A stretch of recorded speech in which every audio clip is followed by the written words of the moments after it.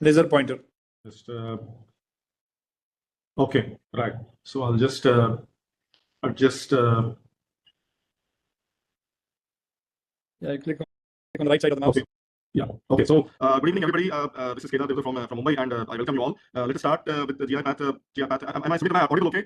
Perfect. Yeah, and we can see the screens. Yeah. Yes, perfect. So this is a talk on histology and gross examination of stomach, gallbladder, and colorectum. Because I was wondering with myself which organs shall we start with grossing, and fortunately for me, the Whipple surgery grossing was coming out to be normal, to be a longer slide presentation. But fortunately for all of us, next week we have Dr. Annie from Washington University who will be covering on pancreatic grossing. So I'll confine myself to stomach, gallbladder, and colorectum. We do work with cancer, so to some extent these are tilted towards the cancer specimen grossing. So some short time in histology of. Okay, so a little bit on histology and then we'll move on to the crossing. So conflict of interest none. I've used some diagrams and cartoons, but wherever they are used, I've referenced them and they are for educational purpose only. So how we will arrange the talk is that we'll have histology of stomach, a few slides, histology of small intestine, including duodenum. We'll have histology of colon, and I'll mention briefly. We'll see the normal pattern and maybe give some comments as to in our routine practice what is the things that we face when we are looking at normal and we are reading what is normal and what is different between normal and abnormal. Then we look at cross examination of stomach, gallbladder, colorectum. I'll spend a little more time on colorectum because those are relatively common specimen for us, and we won't be covering the pulse surgery today. I also am not covering actually Barrett's esophagus because this has been taken, and I'm sure this will be taken by one of the experts later on in the talks. So if we were to look at if you look at in general the GI tract or bowel organs, we basically have four layers: mucosa, submucosa, muscularis propria, and serosa. Mucosa is composed of epithelium. The connective tissue around the epithelium or crypts is lamina propria and muscularis mucosa, which is a component of the mucosa, and then comes submucosa, then comes muscle core, and then comes the serosa. So this is an example of a gastric histology. We are looking at the mucosa here. We're looking at the muscularis mucosa here, submucosa, and the muscle core, muscularis propria. These are the gastric glands. Gastric glands are seen in the generally the body part of the stomach, not so much in the cardia or the distal antrum of the stomach. But gastric glands are composed of chief cells and oxyntic cells. So basically, acid-producing cells and exocrine cells which secrete pepsinogen. Acid-producing cells mind you also secrete what we call as an intrinsic factor of the Castle's intrinsic factor, which is responsible for vitamin B12 absorption. So just a little bit, because we don't, to be honest, we don't look at too much into the mucin histochemistry these days because many of us use immunohistochemistry. But mucin histochemistry is actually fascinating, and if we try to do that, some of the experts do use mucin histochemistry to diagnose intestinal metaplasia and so on and so forth. But to look at the mucin histochemistry, the normal gastric mucin is actually neutral mucin, and that is seen in stomach, many other parts of GIT and also in prostate, which is PAS positive, periodic acid shift positive. And Alcian blue normally stains actually the acidic type of mucin. The gastric normal mucin is neutral mucin. So Alcian blue normally is negative in the gastric mucosa. I must accept and I must thank Dr. Lakshmi Narayan, who was our former colleague at hospital, a very learned man, and he is now currently based in Kochi. I borrowed these slides from Dr. Lakshmi Narayan, and I'm thankful to him, I'm grateful to him. So if we were to look at gastric mucosa, which is showing intestinal metaplasia, and by that we mean either it could be complete or incomplete. Complete meaning all the crypts of liver or cell organs may be present in that particular given area of, and then we call it complete intestinal metaplasia. But otherwise, what we are looking for mainly are actually goblet cells, and goblet cells are routinely stained by Alcian blue at pH 2.5. So they are actually one of the acidic type of mucins, and they are seen in intestinal metaplasia. On the right side, we look at these things, and what we know from the mucin histochemistry is that Alcian blue routinely at pH 2.5 stains both xylomucins and sulfated mucins. These both types of mucin are actually types of acidic mucins, and only the latter, meaning the sulfated mucins, are stained at pH 1. So if we were to do, and the sulfated mucins are the ones which have kind of a bad connotation because they are the ones which are usually seen in this type of mucin is seen in carcinomas and dysplasias. So high iron diamine is one of the histochemical stains. Some of the experts who are relatively senior would have worked with this, but the younger colleagues may not have worked with this. HID stains sulfated mucin. So if we were to treat HID and then use Alcian blue at pH 2.5, we can actually stain both the types of mucin, which is xylomucin and sulfated mucin. So these are examples from Dr. Lakshmi Narayan's actually from collection. On the left side, we can see these blue points, which are the gastric, goblet cells, telling us that there is intestinal metaplasia. These will be the same. The sulfated mucins with high iron diamine actually are stained brownish in tinge. So these are some of the examples of sulfated mucin staining by high iron diamine. They are types of acidic mucin, and although we don't use it normally, the connotation is that they are part of they are seen in usually dysplasia or adenocarcinomas. Again, example of HID Alcian blue staining.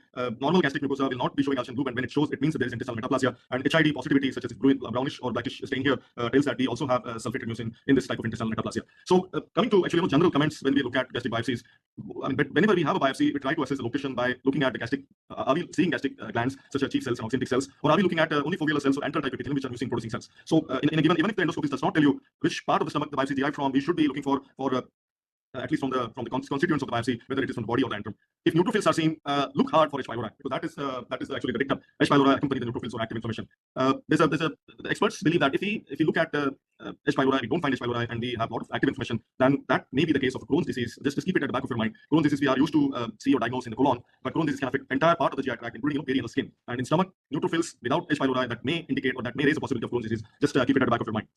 Generally, in ulceration areas, if we have atypical cells, be very cautious in diagnosing dysplasia or high-grade dysplasia, because ulceration can induce different types of metaplasia or reactive change, and that's time we should be cautious, think twice before calling it dysplasia. If we have mucosal prolapse changes, these are the ones usually endoscopies can tell us that they are seeing actually either bile reflex at the time of endoscopy, or if there's any look for any chronic NSAID usage, and these are the mucosal prolapse changes. This is the same changes. These are the same changes that we see in solitary rectal ulcer syndrome. So These are the etiological factors in gastric mucosa. Another point, maybe a little practical point, is that if you have severely dysplastic scale cells and which are very few in number or scanty, it's better to ask for repeat biopsy, because usually such cases, especially high stage disease, are going to go for pre-operative chemotherapy, and sometimes in few cases it so happens that the chemotherapy gives complete response, and we don't know whether we are sure of the invasive cancer or no. Secondly, if you're trying to drag ourselves to call cancer, and we suppose we indeed call it cancer, we may get MMR, immunohistochemistry, or HER2 immunohistochemistry request to call, to get the results on that, especially gastric biopsy, and then we may not have enough cells, then we are struggling to give other immunohistochemistry results based on that particular smaller sample. So it is okay to ask for repeat biopsy for better representation, and this is actually mentioned in one of the CAP guidelines, that better to have a better biopsy, confirm biopsy, and then actually give the diagnosis, because those are the ones, or many times they will go for pre-operative chemotherapy. And it is okay to use IHC. It's my personal belief that it is okay to use IHC to confirm wholly differentiated adenocarcinoma or wholly cohesive adenocarcinoma, as we see in segmental adenocarcinoma. Coming to a little bit of small intestine. The normal part, again, it has mucosa, submucosa, muscularis propria, and serosa. The mucosa again contains epithelium, lamina propria, and it's projected into the lumen as villi, and they have crypts of Lebercum that extend into the muscularis mucosa. Villi are shorter in the duodenum, duodenal bulb, and Brunner's glands are bended. Brunner's glands are tallest in the distal duodenum and proximal jejunum, and become shorter or thinner in the terminal ileum. They are progressive towards the terminal ileum. Generally, it is mentioned that Brunner's glands are seen in the submucosa, but in practical reality, you may see them in the deeper part of the mucosa, and that's normal for Brunner's gland. These are the examples of Brunner's gland. We see those as mucin-containing globules of cells. Very, very rarely we will have a tumor nodule which is formed by either hyperplasia or what is described as hematoma, or you could debate it as an adenoma of the Brunner's gland, but that is a very rare occurrence. It can, generally the Brunner's gland hyperplasia or hyperplastic change can impart nodularity to the endoscopist, and it may look like a small raised nodules as neoplasm. These are the same appearances on endoscopy with neuroendocrine small tumors or tumorlets. So just remember that Brunner's gland hyperplasia may be seen on endoscopy as a fine nodularity.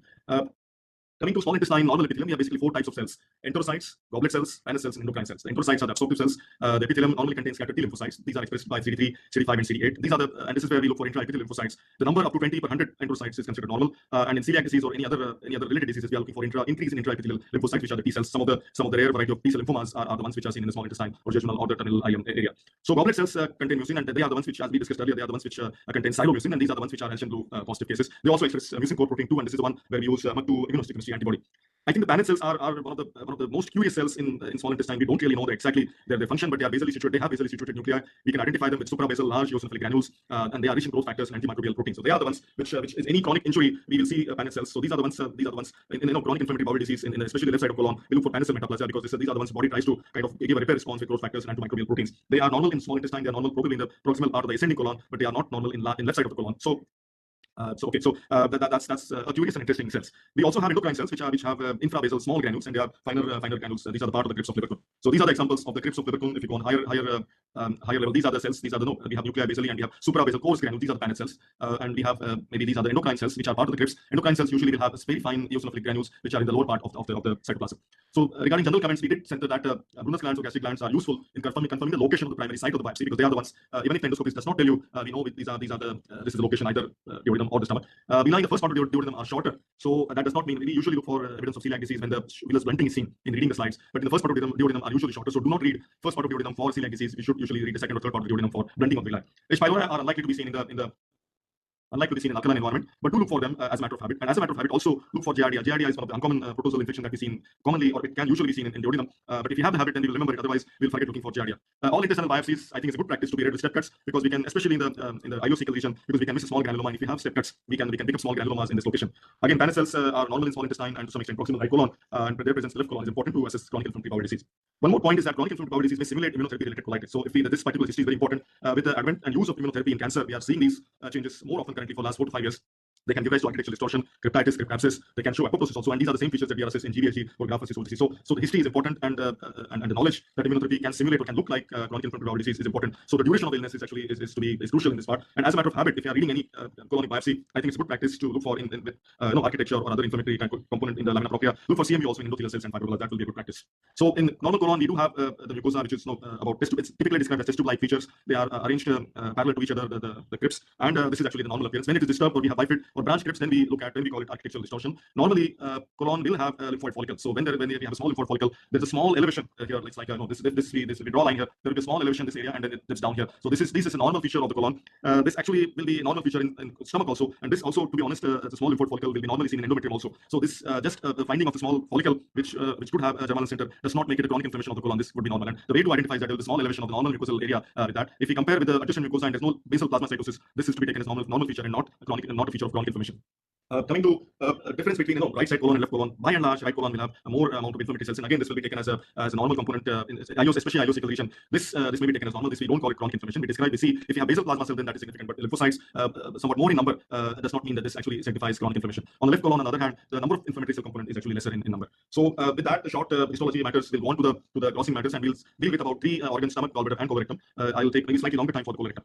So basically, what we're looking for is a comprehensive pathology report when we are looking at a specimen which is resected for cancer. And what we are looking for is to confirm the cancer diagnosis, which was offered preoperatively. We inform the prognosis by getting TNM stage. And all our glossing techniques, guidelines are basically in order to give as accurate TNM staging as possible. By that we mean tumor, node, and metastasis. So to say, in the given specimen, maybe APR or stomach or mandiblectomy or mastectomy, the metastatomy may not be with us, but we have to be as accurate as possible regarding T stage and N stage as regards to our cancer pathology report. Also, the margins and other adverse prognostic features, commonly by that we mean lymphovascular emboli, sometimes peritoneal lesion, margin positivity, and so on and so forth. This also is very useful for any institution audit pathology services, because this is one, if you have a bigger department, you have several hundred reports being generated every month or every year. It also gives us a chance to see what should be going into the report, and are we complying with that report. That gives us a chance to audit our own services or practice as compared with the standard prescribed gold standard. It also helps us audit other services such as surgery or radiology, because by that I mean a good APR surgery and good pathology assessment tells us, can also we can compare it with CT scan reports or MRI reports, and the radiologist has mentioned that a significant positive node, you can actually have a correlation with radiology with that. It also collects accurate data for cancer registry and cancer epidemiology, and also facilitates research. This can be a good set for MD student thesis or dissertations. So in a general pro forma cancer reporting, we look at what is operative procedure, the gross description, tumor size, histological tumor type, differentiation of the grade of the tumor, extent of the local tumor state. By that we mean T stage, LDI, lymphovascular invasion, peritoneal invasion, lymph nodes, as many nodes as possible, how many are metastatic and how many are reactive, margins, treatment effect in a specimen where patient has received preoperative chemotherapy, radiation therapy, and of course the staging.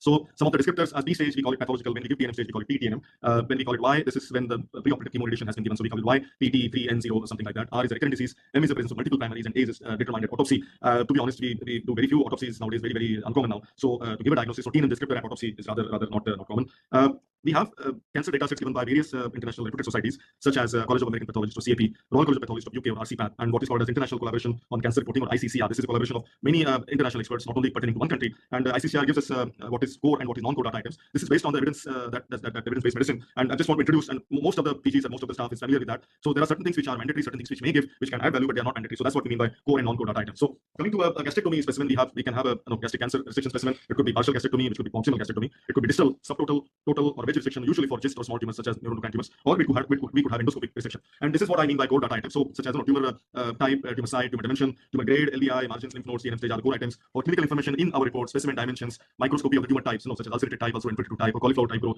Peritoneal invasion currently is non-core in many data sets, so coexistence pathology is non-core. So this is what we mean by core and non-core. And for different organs, it may vary slightly, but the idea is to introduce the concept of core and non-core data items. By that we mean what is mandatory and what is not. I mean, what must be stated in the report, or what may or may not be included in the report.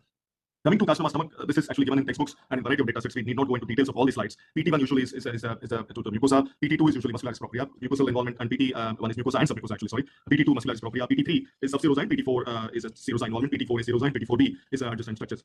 Generally, now we see that early gastric cancers are removed surgically per primum, but anything more than PT2 or more will receive actually preoperative chemotherapy or perioperative chemotherapy, and then we get a specimen. That's why we look at a specimen which is post chemotherapy to us. So this is PT1 mucosa and submucosa. PT2 involvement of the muscularis propria. PT3 is subserosa, and we have PT4 which is serosal involvement. So by and large, what we are seeing in last 7 to 10 years is that except for PT or very early gastric cancers, most gastric cancers will receive perioperative or preoperative chemotherapy and then will come on the crossing table. As regards to method of opening the given specimen, usually we open on the greater curvature. Exception is that if you have a tumor mentioned on the greater curvature, we'll open on the other side on the lesser curvature. Try to look at the tumor, measure the tumor with the fundus, body, or antrum. We'll see anterior wall, posterior wall. We note the size and size. Of course, we will look at the margins, proximal and distal section margins. So this is how we will try to take multiple sections. And if you have a well-fixed specimen, do open it and keep it overnight, or at least overnight, but if possible 24 hours. And this gives us a good hardened area. And with a sharp knife, we can take this section. These are the ones we can lay it on the table, and these are the ones which shows the maximum depth of infiltration. These are the ones which we are assessing, taking into the filling up the cassette. So ulcerated tumor here, and what we are also looking at, these are the rugal folds. Rugal folds stop at the tumor area, and this is one good clue for the crossing. If you have an ulcerated tumor, this is the area which we have to sample extensively. Also take one more section from the normal looking area to look at any other pathology or any other atrophy or such changes or other, so on and so forth. So sections, usually we take 3 to 4 sections from the tumor.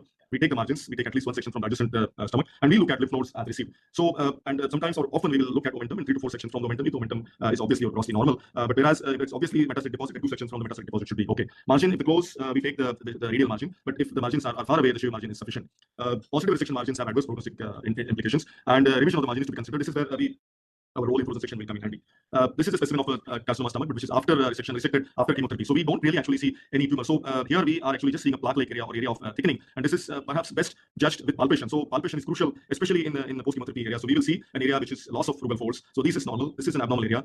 Paler area, which will show if you palpate, which will show thickening or plaque-like area. And this is area I will take maximum number of sections to see whether there is any complete tumor response or a partial response. So again, this is the area of proximal stomach ulcerated area. So we'll take sections from these areas, 3 or 4 sections, and so on and so forth.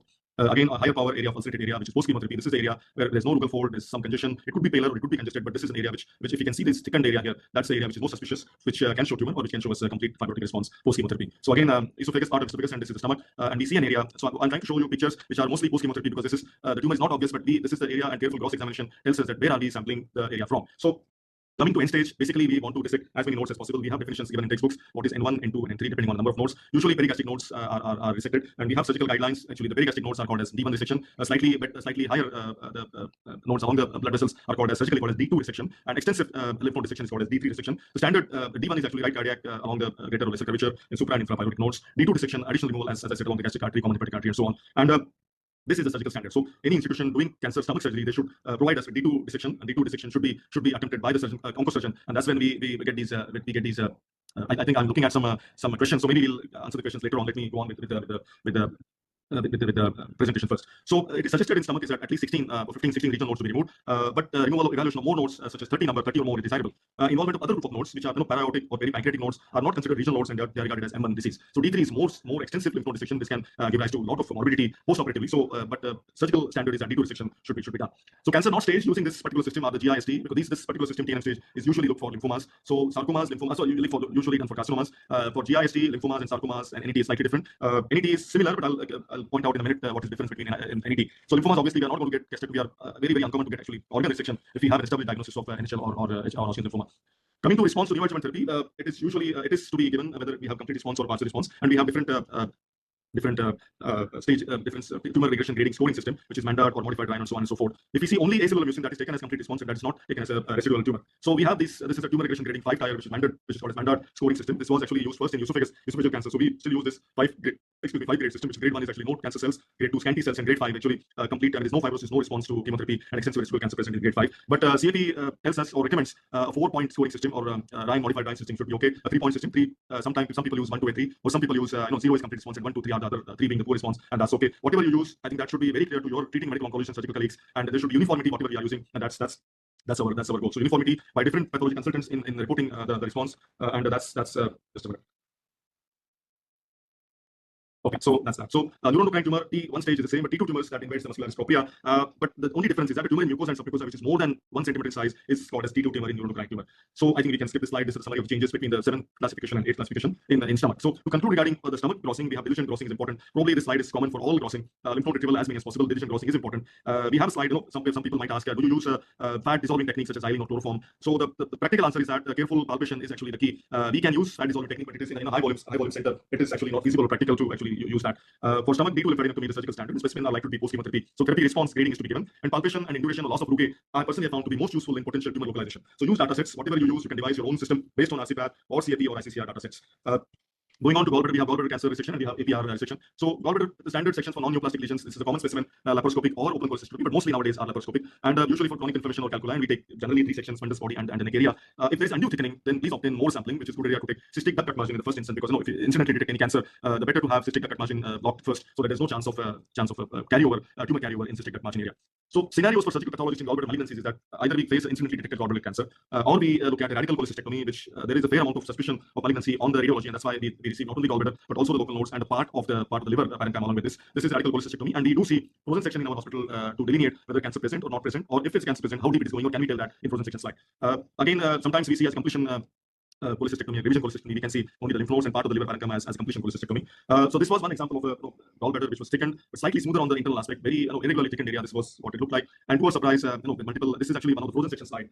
This is completely chronic inflammation and macrophages. So this was chronic inflammation and xanthogranulomatous cholecystitis. It can look like a cancer. It can be very irregular in thickness, but this is where 2 sections at least to be taken at frozen, and obviously many more sections to be taken for paraffin processing. So T stage again for gallbladder is given in textbooks. PT1 usually is invades lamina propria or muscular layer, and what we are looking for important is PT1B tumor in the staging. If we can can see definite adenocarcinoma. Many of them are actually are papillary in nature, or they will have a lot of proliferation along the mucosal aspect. But if you do see tumor invading and causing fibrous reaction in the muscle cord, that will be PT1B, and that's when the surgeon will remove local lymph nodes. Tumor restricted only to mucosa may not require local lymph node removal, but any invasion of the muscle cord will require, or surgical standards dictate that local lymph nodes should be removed and part of the liver to be removed. So these are the part of the cancer oncosurgery and for radical cholecystectomy areas.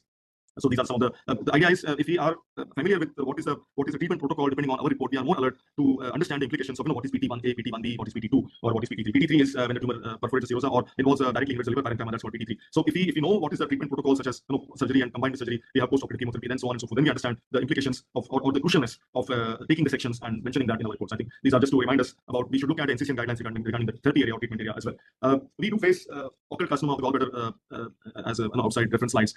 Surgically or laparoscopically gallbladder is removed, but as an incidental finding or surprise, we do see a carcinoma. In that setting, what we look for is actually a tumor, presence of tumor.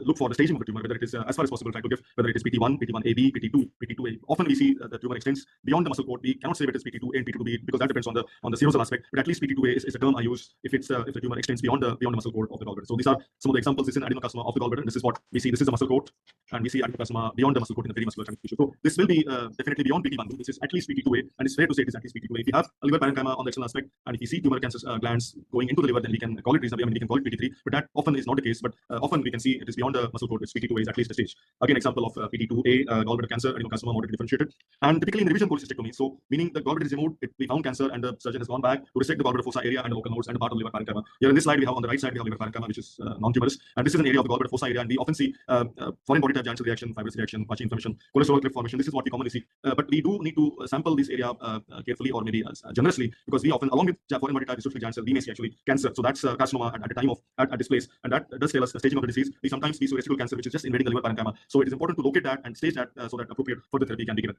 I think for gallbladder cancer, if it's completely resected with negative cystic cut margin, there is definite survival advantage. That's why radical cholecystectomy and assessment of radical cholecystectomy is so important. Lymph nodes, as many nodes as possible. We have N1 means 1 to 3 nodes. N2 is more than 4 nodes. Again, it is defined what is regional nodes. So celiac or superior mesenteric nodes in the context of CA gallbladder will be taken as N1 nodes. Evaluation of at least 6 nodes is recommended. Some examples of gallbladder carcinoma. We have a muscle cord. We have cancer going onto the perimuscular connective tissue. This is a nice example of I'm seeing some comments here, so I think I'll go ahead. So the moderators, are the slides saying okay? Hello? Hello? Yes, Kedar, it's perfect. Yeah, that's okay. I'm seeing some messages, and that's why I'm just wondering whether it's okay. Yeah, okay. So this is an example of a perineural invasion. Involvement of RA sinuses actually is a very difficult area. What is dysplasia? What is high-grade dysplasia going onto the RA sinus, and what is actually carcinoma? Indeed, it is a difficult area even for experienced histopathologists. And what we look for is actually a fibrous area along with the dysplasia in the RA sinuses. I think I'll show you a couple of examples. So this is an example of a gallbladder. We have actually a high-grade dysplasia. We can see the hyperchromasia. We can see the stratification. On the higher power, we actually see a high-grade dysplasia here in the bottom slide. We have a loss of polarity. We have mitotic figures, and we also have some atypical mitotic figures. But this tells us about presence of high-grade dysplasia. This can extend into the RA sinuses. Whether they constitute adenocarcinoma diagnosis or no, this is a difficult matter. General sampling and assessment of fibrous reaction will tell us that. And that, indeed, I confess, is a very difficult diagnosis. And that's why we are fortunate to have a large department. And this is where our experience of our colleagues or informal consultation before I give a diagnosis is actually very important. The grade dysplasia has low grade and high grade dysplasia have stratification, and along with that we have a loss of polarity and atypical mitotic figures. I think I'll go ahead. Going on to the glossing of colorectal carcinoma specimens, this is where I'm going to take about 20 minutes. Essentially, surgery is the treatment of choice in colonic cancers and early rectal cancers. What we need to give is what we need to give actually is a de-novo staging for any adjuvant therapy. Often we are now, or more and more often we are seeing for rectal cancers, we are seeing neoadjuvant therapy, and then on biopsy you prove that it's a cancer. Neoadjuvant therapy is given, such as chemotherapy and radiation therapy, and then we get a specimen after 6 weeks. The AR surgery, they try to preserve the sphincter as much as possible so as not to have colostomy. So rather than APR, anti-abdominal perineal restriction, the surgeons will try to do AR or intrasphincter resection so that the sphincter is preserved. So these are the ones which we look at. Sometimes we do face a problem in locating the tumor, and often in rectum our experience is that 16 to 17 or 18% tumors will show complete response. This is where we have to sample it extensively. We briefly talked about palpation, plaque-like areas, thickened areas. That's what all this is required in rectal cancer specimen assessment to locate or to prove that there is tumor or there is complete response. So meticulous pathology examination is important. We'll touch on the lymph node also, because post-CTRT lymph node number actually reduces. That's where again we have to be as meticulous as possible. So I think I'll go ahead.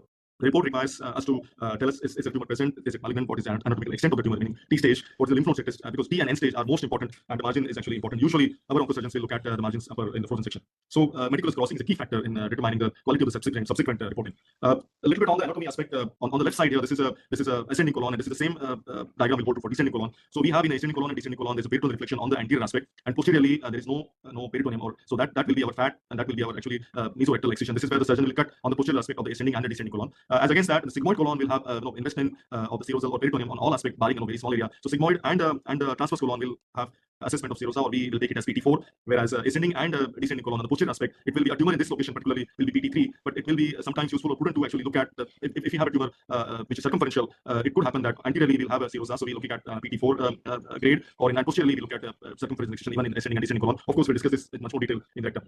So rectum, we have this is actually the peritoneal fold in the rectum, which is anteriorly, which is lower down compared to the posterior aspect. So what we look at, bare or non-peritonealized area or peritoneal surface, we call it CRM, or circumferential restriction margin. The experts in the field for the last 15 years have realized that as complete restriction of the TNE or total mesorectal excision is important for overall prognosis and overall survival. And CRM involvement not only requires adjuvant therapy, but it also directly reduces the overall survival. So assessment of CRM, especially in the rectum posterior part, is actually crucial. So this is a theory or cartoon, and this is a cartoon taken from the RCPAT data sets. On the rectum anteriorly, we have slightly lower down, we have a serosal peritoneal covering, and posteriorly, the peritoneal covering actually higher up. So if we imagine a tumor in the rectum, upper rectum, that has anteriorly serosa, in the mid rectum, it could be actually at the peritoneal reflection above and below, and the lower rectum, typically the tumor does not have any peritoneal covering, so or serosal covering. So this is where we are looking at, if it's a circumferential tumor, we are looking at PT3, but total mesorectal excision, or CRM we are looking at.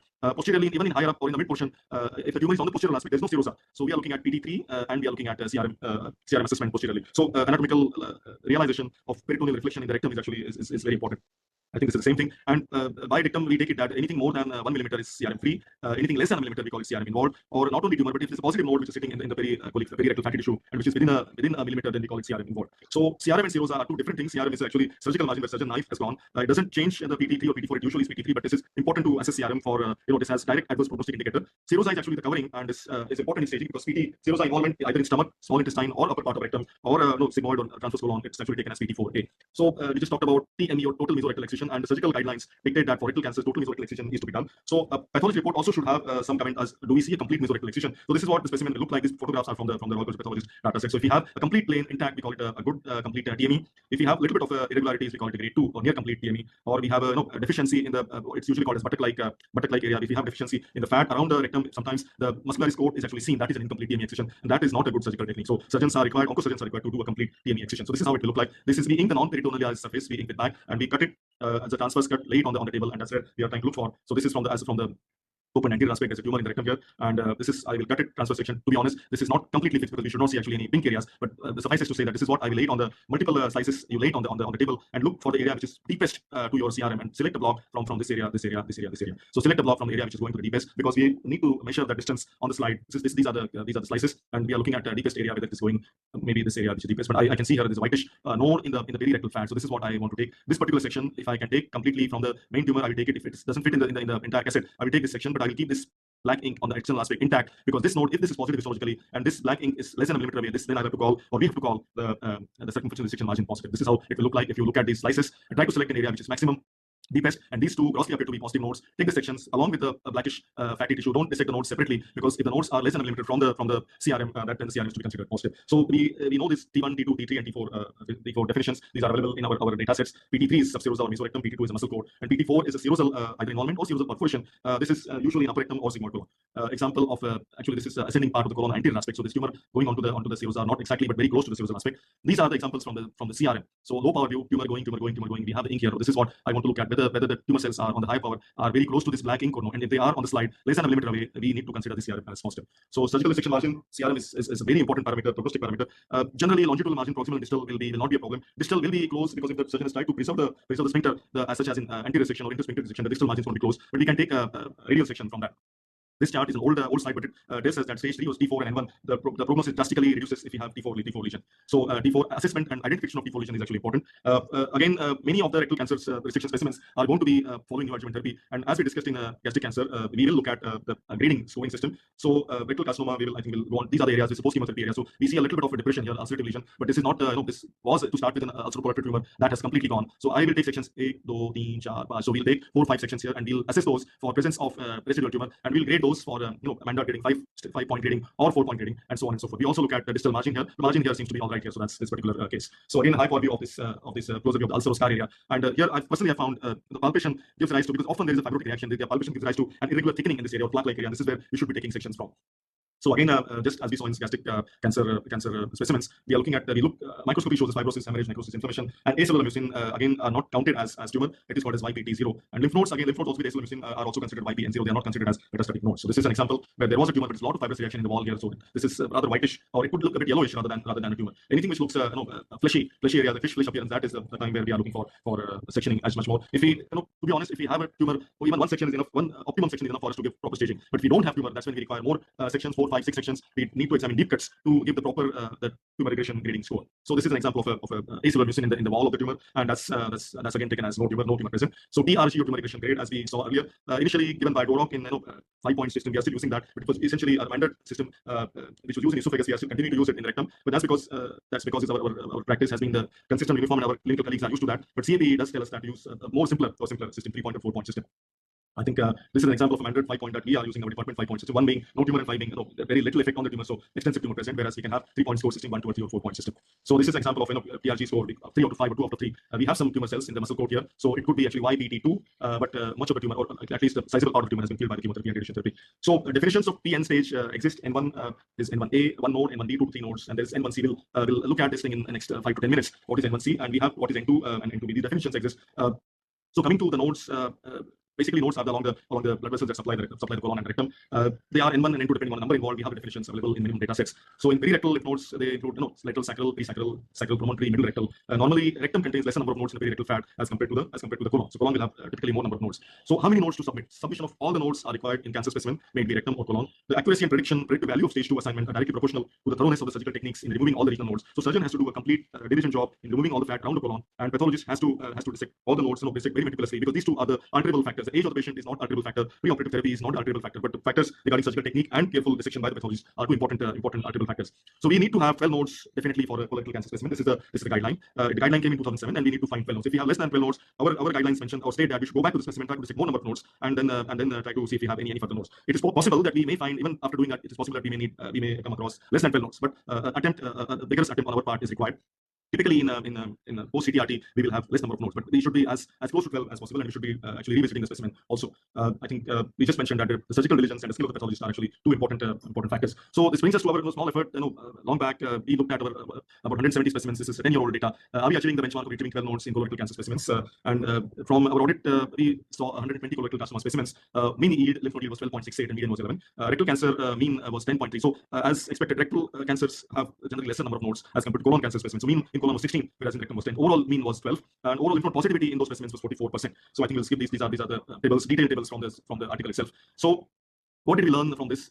We learned that if we relook cross-examination is done, this needs to be mentioned in the report, because that's mentioned in our data sets. This has not been our consistent practice. So after this audit 10 years ago, we started mentioning in our report, okay, we found 8 nodes, but we went back and we took 4 extra sections, we found 2 more nodes. So we started mentioning that in our report. Our mean was more than 12, but the more the merrier is rectum in this field. Retrievable lymph nodes need no high-end machines, no high resource techniques or dissolving techniques. What it requires is actually a good H&E and a careful dissection on the part of the pathologist. So this prompted us to do the similar audit again after 2 years, and our Saurav Sarkar, our MD student, who's actually a consultant pathologist at Kolkata now, did an audit, did a dissertation, which is a beautiful audit and dissertation. And we looked at again histopathology reports of colorectal cancer, an audit of 3 years. And what did we find? We found, I think I'll skip these slides. So a total of 393 cases of colorectal cancer surgery. We looked at reports, and we tabulated how many nodes, how many positive. Did we mention all the compliance of our data sets regarding T stage, N stage, perineural invasion, LVI, and so on and so forth. I'll go on. These are the contents of this publication. I'll go on to the last slide. So essentially, the surgeries were of a variety of types: APR, AR, low AR, anterior section, ultra low AR, intersphincter dissections. Some of the surgeries were pelvic exentration, left hemicolectomy, right hemicolectomy, proctocolectomy, sigmoidolectomy, transverse colectomy, and so on and so forth. So total 393 reports were checked. And if we come to the last summary of conclusion slide of this particular audit, we found that the mean age was 53, mean lymph node yield compared with all colorectal was 16, median was 15. Overall lymph node positivity was 42%. So if we refer to our previous audit, which was 3 years old, that overall positivity was 44%. So this is somewhat similar. There was no statistically significant difference between the mean lymph node harvest in the age groups. So if you try to say anything less than 40 or more than 40, there was no significant difference. But there was statistically significant difference between the mean lymph node yield from specimen of rectal cancer, which was 13, and from specimen of colon cancer, which was 23. And there was also statistically significant difference between the mean lymph node yield in chemo radio naive cases, which was 22, and in neoadjuvant therapy cases, which was 12. So by this I mean that all these cases we have this 12 is after a lot of hard work in trying to dissect the dissection. But in some cases, I will admit that even despite going back to the specimen in post chemo radio cases, our lymph node mean number is less than 12. But the point I'm trying to make is that try to look for nodes diligently so that we try to reach the 12 node, especially post chemotherapy cases. As I said earlier, the fat dissolving techniques are available, but it's time consuming and needs expertise, and feasibility in laboratory handling high volume is actually really questionable. So this is an example of again same thing that we saw earlier. A little bit of 2 or 3 slides on what is N1C. This is from the taken from the AJCC Cancer Staging Manual, which is the 8th edition, and this is a 5-year-old textbook, but this is still the recent one. The tumor deposit is a discrete nodule of cancer, which is a enteric fat or adjacent mesentery, and within the lymph node drainage area of the primary carcinoma, without identifiable lymph node tissue or identifiable vascular structure. The shape, contour, or size is not considered in this designation. So if you see a vessel, if you see lymphatic invasion, if you see peritoneal invasion, those are called as B plus or L plus. So they are not called as tumor deposit. So a tumor deposit, we have to see a tumor deposit in the lymph node drainage area, and the size, because why I'm saying this, that TNM5 did give a definition of 3 mm size for such a deposit. So TNM8 or 7 or 8 does not give that deposit. So this is a tumor deposit, and these are the ones which we need to identify separate from the lymph nodes or metastatic nodes, and they are called as N1C staging. So we know that even if, say, suppose, for example, theoretically, I find 10 nodes which are negative, and I see a tumor deposit which does not have a lymph node contour, I can't call it N0, I will call it N1C. That's what actually it means, and experts have found that this has a poor overall survival. So the textbook tells us that approximately 10% of primary colon or rectal cancers have tumor deposits, and 2.5% of colonic and 3.3% of rectal cancers can have these tumor deposits. So what we call tumor deposits are important. Textbooks give us that. We'll have maybe some discussion on that in question answers. The textbooks also tells us that number of tumor deposits is not added to the number of positive regional lymph nodes if one or more lymph nodes contain cancer. And here I think I will confess that sometimes practically I have counted those in total number of nodes. In the sense, we have, say, 2 nodes which are positive out of, say, 14, and if we have one or 2 or 3 tumor deposits, I have used in the report that okay, we have 2 positive nodes and 2 further tumor deposits, so best regarded as N2 A disease or N2 B disease, and depending on number. So I confess that I've done that. The textbook say that strictly speaking, we should identify those separately and should not club it with the nodes. But this is something remains a practicality point, and oncologist, tumor deposit, even though the nodes are negative, and N1C disease is going to receive chemotherapy postoperatively. So this is a point I would say relatively gray area, but for practical point of view, they are considered as they will be considered treated as positive nodes by the medical oncologist. We define what is micrometastasis isolated tumor cells, and there's a definition or labels on that. Last point, I think it's challenging to distinguish what is actually tumor deposit, and in a treated cancer case by CT and RT, what is a part of the tumor which has responded to neoadjuvant therapy. So suppose example, we have 3 cm tumor before CT/RT, and the tumor has partially responded. That means that 3 cm becomes 2 small separate areas of 1 cm each. Does that mean there's a tumor deposit or this is a tumor area? This again is a very challenging to distinguish between whether it's a node or tumor. I mean, by and large, in the area of tumor, we call it a tumor, and depending on the size or location, we call it a T1, T2, or T3, a YPT1 or PT1, PT2 or PT3. I think that's probably also to conclude regarding the colorectal cancer specimen. Distal colonic location, small tumor volume, and early stage are some of the non-alterable factors. But what are the alterable factors in lymph node dissection? And a good report is surgical expertise and diligence of the pathology. So if you remember that our importance and our expertise are required, our diligence is actually required. As many nodes as possible to be examined for good TNM staging, and neoadjuvant or preoperative radiation therapy can yield in less number of nodes. That we have to understand, but we try to go as close to 12 figure as possible. I think I'll stop at that. I must thank Dr. Mukhtar Amadwar, my senior pathology colleagues, and who was our researcher, Dr. Shubhashri Dash, who was our researcher and who did DM oncopathology research and is back to Orissa, who have helped me in preparation of the slides. I think I'll stop at that. Okay, sorry. I get up. Right. So some questions. Take the questions, please. Yeah. So the question is, Sure. make out donor. Sorry, I didn't get that. Yeah. How do you make out donor gland hyperplasia? Donor hyperplasia. how do you make out hyperplasia of? So how do we make out donor gland hyperplasia? See, if you are looking at a biopsy from the first or second part of the duodenum, which says that it's a nodularity, because to call something hyperplasia, you need to know what is normal thickness of Brunner's gland, and that is a completely variable point. So to give accurate answer is actually difficult. But if the endoscopist has felt a nodularity, and if we see large many number of Brunner's gland, this is a diagnosis one can give. Of course, we have to exclude more important factors such as any dysplasia, or if there's a finding of H. pylori or any other giardia or something, so on and so forth. So Brunner gland hyperplasia is relatively subjective diagnosis, but if it's seen as an endoscopic abnormality, this can be given as Brunner gland hyperplasia. Mind you, some people use the term Brunner gland hematomatous expansion, and that's also you can't debate with that. But Brunner gland hyperplasia is I think endoscopically visible abnormality, and you see only the Brunner's gland in very large numbers, but no other pathology. Then we can give this diagnosis. So there's another question: why stomach specimen is cut from the greater curvature? That is a standard practice. It's nothing hard and fast in that. Many times we have a tumor on the lesser curvature or anterior or posterior wall. It is somewhat easier to cut it from the greater curvature, and also easier to keep the orientation after cutting from the greater curvature. So this is just a dictum and not a hard and fast rule. Because if you have a tumor in that location, we will cut it in the opposite direction. Thank you, sir, for the explanation. So there's another question: so can we differentiate metastatic nodes and normal ones in cross examination? Metastatic node and normal one. Normal node. Yeah, I think we can have a fair idea. Actually, metastatic nodes, first and foremost, my feeling is that they're actually firmer to hard in consistency. If you feel, even if the node is smaller in size, if it's firm, and if it's not gritty to cut to, what I mean by that is it's not calcified node. It is likely to be the first is a firm to hard feel, and secondly, whitish or grayish appearance is actually metastatic suspicion is high. The normal node would be rather tan or brownish in color rather than whitish in color. But of course, we will confirm that with histopathology. But this is what two things I will combine to suspect a metastatic node. So we have another question is sure. Yeah, so tumor extending into lesser omentum or greater omentum? Lesser momentum we will not be able to know, because lesser momentum is something which is a surgeon knows while he is resecting. Lesser momentum is not something that we receive as a tissue. Lesser momentum is an area. So what we can, from our specimen point of view, we can only say perigastric adipose tissue involvement or no. So that is PT3 or PT2. Greater momentum, yes, we will again see perigastric involvement, but stomach, mind to stomach in this area will have the serosa. So involvement of greater momentum can also signify, or so we need to section it properly so that we can get a judgment of PT3 or PT4. Serosal involvement in PT4A stage. So can H be seen on routine? Yes. It can be seen actually. Yeah. Yes, so you can see it, you know that, because if I have a active inflammation without any ulceration in the gastric mucosa, I will look harder for H. pylori, and you know on the mucosal surface in the foveolar area or foveolar pits, and they will be seen. I think it's not mandatory to use special stains for H. pylori. I mean, that's my personal opinion. Jimsa or Vagin Stari, people have used different stains to delineate it better, but they can be seen if they are larger in number or reasonable in number. I think you can report in on HNE. Also, the problem, I mean, the difficulty will come is that if they are very few in number, then you would want to do a Jimsa or some other stain to prove that they are there, and then actually it's a better idea to because sometimes patient may have taken partial treatment, and that's the time when you will see fewer in number. So in that case, it's better to use special stain of whatever is available of your choice. But if you say they are seen on HNE, I will not debate with you. They can be seen, and it is fine to report that. Okay, sir. If we have a post-tenacity specimen with small 2 cm size tumor at cardia, epicenter 1 cm. Yes, yeah. Not involving the esophagus. Gastroesophageal junction. Do we still stage it as per esophageal cancer?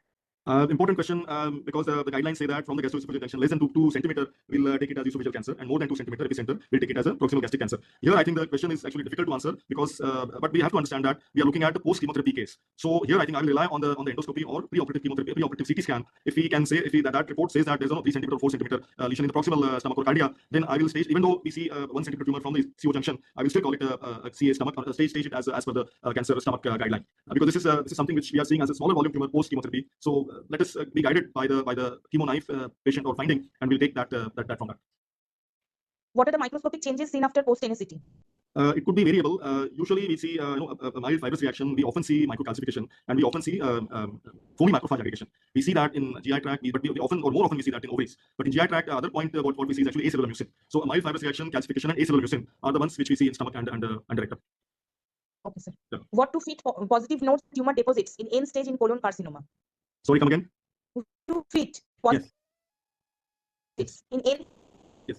So, in colon carcinoma. Yeah, this is an important question, but there is a gray area amongst some experts.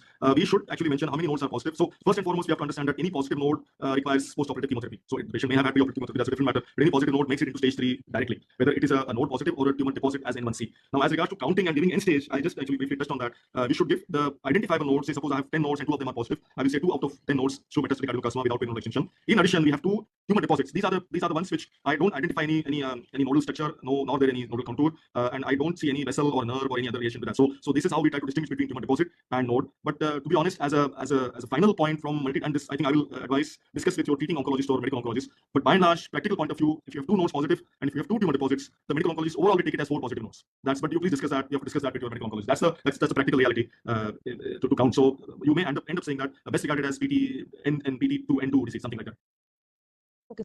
Does it mean if we are calling a foci as tumor deposit, there shouldn't be any vascular structures or nerves identified within the nodule? Yes, there should not be any vascular structure or neural structure. It should be in a lymph node drainage area, but without any vessel or nerve or any identifiable nodal structure. Those are the ones which are called as tumor deposits, and they will be staged as PT N1C if you don't have any other positive nodes. Those are N1C disease.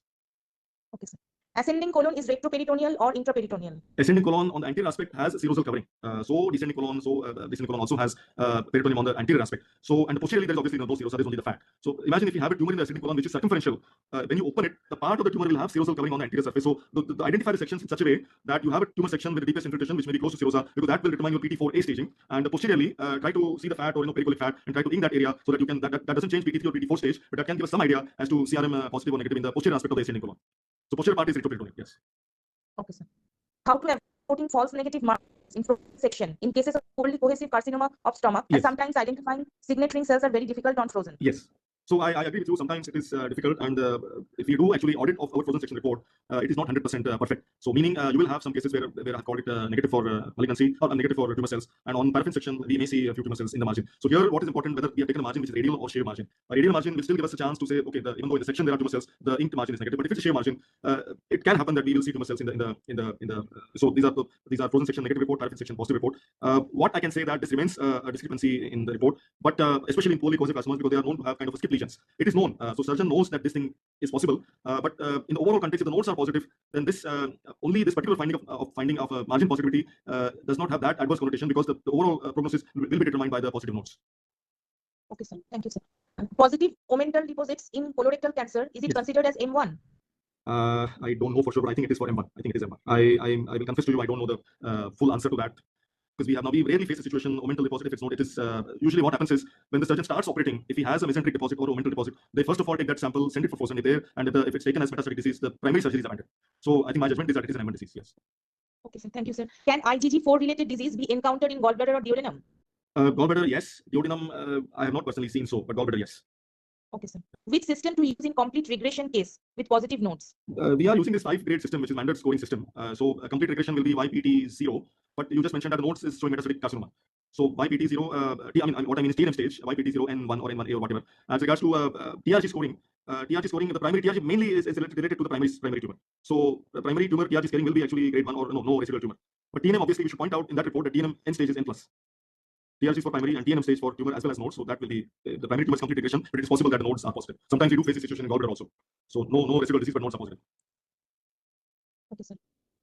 No positive, but no residual cancer regional site. What report? Again, we just said that. So T stage will be YPT0, but the nodes are positive, meaning they are showing adenocarcinoma cells metastatic in the node. Then we'll have to report it as YN1A or N1B or so on. Okay. TRG can be given as TRG no residual disease. Okay, sir. Yeah. Will PAS help in detecting scant signet ring cell deposit momentum? Will what? PAS. PA stain we don't use for actually momentum. So you are looking for momentum metastatic adenocarcinoma, which is resected along with the stomach, or you're looking at the biopsy? I think So along with be the resected stomach, along with. helpful, but if you really are worried about being a metastatic focus, first I will look for a fibrotic reaction around that particular area where you are suspecting a metastatic group of metastatic cells. PS is useful, but if you have the facility, it's better to use immunohistochemistry to delineate epithelial cells in that. There's a technical possibility that you have a mucin mucus and then PS may be positive. So fibrous reaction and immunohistochemistry with cytokeratin is actually better for looking for metastasis momentum. Okay, sir. If 3 nodes positive and 1 tumor deposit, is there? Should we report it as N2 in colorectal cancer? Yeah, I think what we can do, I think we just discussed about it. I think what we can do is we can mention specifically in our text of the report that there are 3 metastatic nodes and there is 1 tumor. In addition, there is 1 tumor deposit, and in brackets we can write a comment that this may be taken as N2 disease.